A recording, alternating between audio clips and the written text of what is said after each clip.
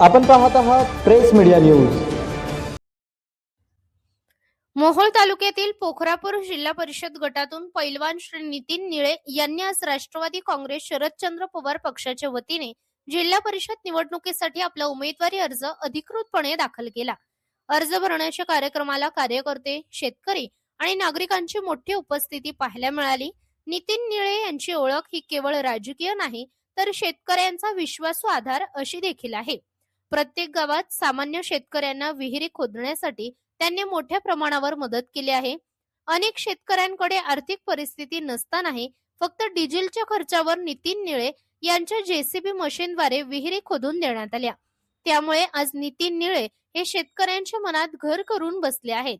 स्वतः सामान्य शेतकरी कुटुंबात जन्मलेले नितीन निळे यांनी कष्टाच्या जोरावर प्रगती केली असून दातपूर गावातून कामाला सुरुवात करून एका जेसीबी मशीन पासून सुरुवात करून आज ते 12 ते 13 जेसीबी मशीनचे मालक झाले आहेत।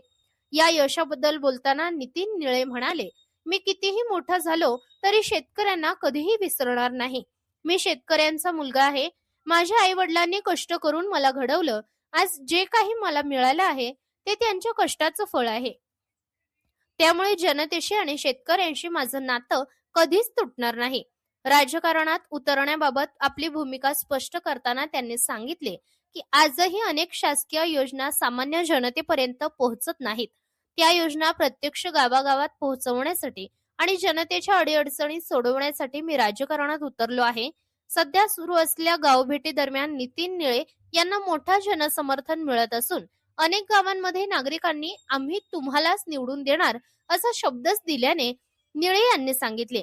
या सकारात्मक प्रतिसादामुळे नितीन निळे यांचा निवडून येण्याचा मार्ग मोकळा झाला आहे असा विश्वास जनतेतून व्यक्त होत आहे। निवडून आल्यानंतर जनतेला दिलेला शब्द पाळून प्रत्येक नागरिकाच्या अडीअडचणीला धावून जाणार व विकास कामे पूर्ण करणार असे ठाम आश्वासन पैलवान नितीन निळे यांनी यावेळी दिले।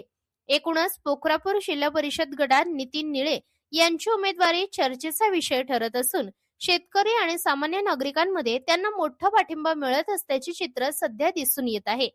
प्रतिनिधी सूरज पारवे, प्रेस मीडिया न्यूज, मोहोळ।